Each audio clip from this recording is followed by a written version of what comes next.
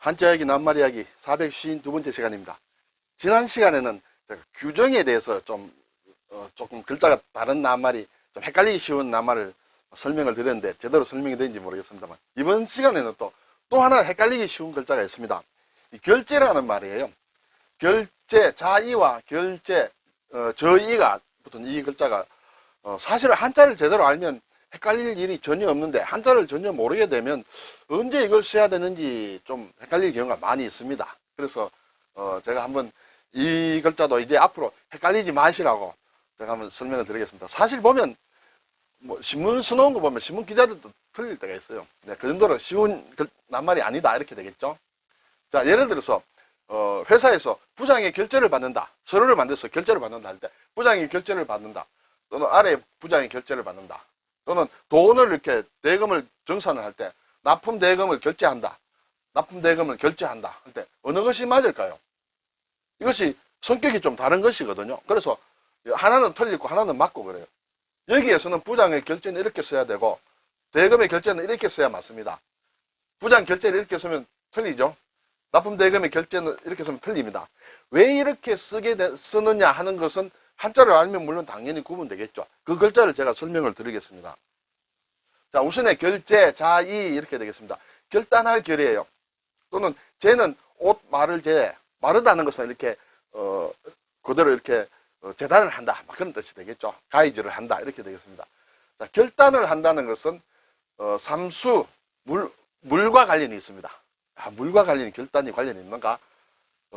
물처럼 티미하면 결단은 여기 없는 사람이 되는데 어쨌든 물과 관련이 있습니다. 여기에 터놓을 쾌, 깍지, 결이라는 것이 있습니다. 발음은 사실 여기에서 왔습니다. 결이 왔습니다. 그럼 이것은 터놓는다는 것은 무엇이냐 하면 하나를 이렇게 막 연결되어 있는 것을 하나를 떼낸다는 그런 뜻이 되겠죠. 이 글자를 보면 이렇게 됩니다. 이렇게 가운데 앙자죠. 이렇게 있는데 이쪽에 양쪽에 막혔는데 한쪽을 이렇게 떼낸다는 얘기예요. 한쪽을 터지게 한다는 그런 뜻이죠. 이것은 무엇이냐 하면 사실은 댐에 물이 있다. 두 개의 물이 갇혀 있는데 홍수가 날 상황이다. 비가 많이 와서.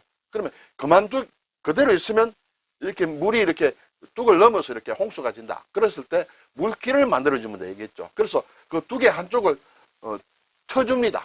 그것이 결단한다는 것이에요. 결단의 결은 물길을 터주는 것이다. 물길을 터준다는 것은 정말 굉장한 결심과 중요한 제대로 된 판단 하에서 일어나는 것이죠. 막 이렇게 할 수 없죠. 지금 이때 뚝을 틔워주지 않으면 정말 범람해서 전부 홍수가 난다. 뚝이 완전히 터진다. 이럴 때 이 두 개 한쪽을 허물어 주느냐 안 허물어 주느냐 하는 것은 굉장한 결단이다. 그렇게 보시면 되겠습니다. 자, 옷말을 재라는 것은 옷을 이렇게 만들 때 천을 놓고 그 규격과 어떤 모양에 따라서 이렇게 재단을 해야 되겠죠. 칼질을 해야 되겠죠. 그때 하는 것이 됩니다. 이 글자가 상당히 좀 복잡한 글자가 하나 있습니다. 그리고 아래에는 옷이자가 들어있습니다. 그렇죠? 그래서 옷을 마른다, 옷을 재단한다는 그런 뜻이 됩니다. 이 글자는 뒤에 나오겠습니다만 날붙이로 뭔가 자르는 모양이다. 여기에 날붙이는 창과로 보면 되겠죠. 창이라는 것은 무기이기도 하면서 어떤 쇠로 만든 날붙이라고 볼 수 있습니다. 날붙이로 자르는 모양의 어떤 글자를 만들 때는 전부 이 글자가 들어갑니다. 부수자도 아닌데 묘하게 생겼죠. 여기에 무슨 글자를 넣느냐에 따라서 뜻이 다른 글자가 여러 개 만들어집니다.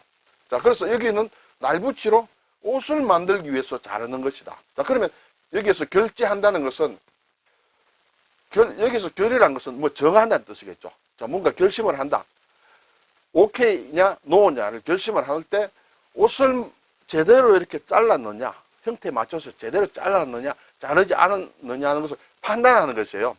자, 이런 결제가 있고, 또 하나는 이제, 건널제라는 글자를 쓰는 결제가 있습니다. 자, 위에 결단한다는 것은 앞에 거와 마찬가지죠. 걷는다는 것은 물을 건너는 것이에요. 그래서 삼수가 들어가 있습니다. 그리고 여기에 가지런할 제다 하는 것은 발음도 왔죠. 이 글자는 상당히 어렵습니다. 예, 한번 써볼까요? 이렇게 하고, 이렇게 Y자 된 것, 이렇게 먼저 쓰고, 그리고 칼도자를 쓰고, 이렇게 하고, 네, 이렇게 쓴다. 이렇게 되겠습니다. 이것은 가지런하다. 원래 옛 글자를 보면 사실은 어떤, 이런 식으로 모양이 비녀를 꼽았다든지, 머리에 비닐을 가지런히 꼽았다든지 하는 이런 글자의 모양이 이렇게 바뀌었어요. 어쨌든 가지런하다. 자, 가지런하다는 것은 함께라는 뜻이 되겠죠. 함께. 똑같이 함께 물을 걷는다는 것이에요. 어떤 강물이 있는데 혼자 둘이 이렇게 걷는 것이 아니라 같이 함께 다 같이 일제히 걷는다. 그것이 건널제입니다. 자, 그러면 여기서 결제는 뭔가 다 건넜다. 다 건넜다는 뜻에 상당히 있습니다. 다 건너도록 어떤 정한다. 뭐 이렇게 될까요? 결자가 이제 두 개의 결제인데 이 제자를 쓰느냐 이 제자를 쓰느냐에 따라서 이제 뜻이 완전히 다릅니다. 이 제자를 쓰는 것은 좋은 것은 좋다, 나쁜 것은 나쁘다고 처리해서 판단한다는 그런 뜻을 가지고 있습니다. 자, 왜 그러냐 하면 옷의 본을 가지고 옷을 만들 때 그 본에 따라서 제대로 잘라야 되는데 잘 잘랐느냐 못 잘랐느냐를 보고 판단을 하는 것이에요. 네, 그래서 제대로 잘 잘랐다 하면 오케이, 잘 못 잘랐다 하면 노 이렇게 되겠죠. 그 yes, no를 판단해서 결정하는 것이 이 결제예요. 그러므로 부장님께 문서로 결제를 올리는데 보고 아이 잘 만들었어. 그럼 오케이 사인해 줍니다. 근데 보니까 좀 잘 못해서 자 이거 새로 만들어 와. 노가 되겠죠. 그 판단을 하느냐 안 하느냐. 그래서 이 결자가 붙는다. 판단의 기준이 붙는다. 그래서 옷을 본대로 제대로 잘랐느냐, 가위질을 제대로 했느냐 못했느냐 그게 달려있다. 자, 여기에서 결제라는 것은 저희는 일을 전부 처리했다. 일을 끝냈다. 마쳤다는 것이에요. 그것은 뭐냐면 강을 다 건넜다. 물을 건넜는데 다 건넜다. 그래서 완성했다는 것이에요. 그래서 이 결제는 뭔가 다 끝냈다는 뜻이 되고 위의 결제는 판단을 한다는 그런 뜻이 되겠습니다. 그래서 판단한다는 이 결제는 상관이 어떤 권한을 가진 자가 부하가 제출한 아래 사람이 제출한 안건을 헤아려서 검토해서 승인하는 것을 얘기합니다. 오케이, 노, 뭐 이렇게 되겠죠. 그래서 결제 받는 서류, 결제 서류, 결제가 났다. 부장님 결제가 났다. 사장님 결제가 났다. 결제를 올린다. 결제를 받는다. 이것은 이제 결제를 올린다는 것은 판단을 받는다는 것이죠. 내가 옷을 재단을 제대로 했는지 못했는지 올린다는 것이에요. 그럼 위에서 보고 제대로 잘 잘랐구만. 오케이. 그러면 사인을 해준다는 것이죠. 그때 판단이 근거되는 것이 이제다. 그리고 여기 이제 걷는다는 것은 다 건넜다고 생각하시면 돼요. 일단 다 건넜다. 그래서 완성을 했다. 일을 처리해서 끝냈다. 특히 일반적으로 금전상의 채권 채무를 정산하는 것. 돈을 주고받을 것이 있는 것을 계산을 완전히 해주는 것. 깨끗하게 정리해서 계산하는 것을 얘기한다. 그리고 대금을 주고받아서 매매 거래를 마치는 것. 여기에는 마쳤다, 끝냈다는데 뜻이 있다는 것이죠. 그래서 납품 대금을 결제했다, 어음을 결제했다 할 때는 이렇게 건널제를 쓴다. 네, 그렇게 되겠습니다.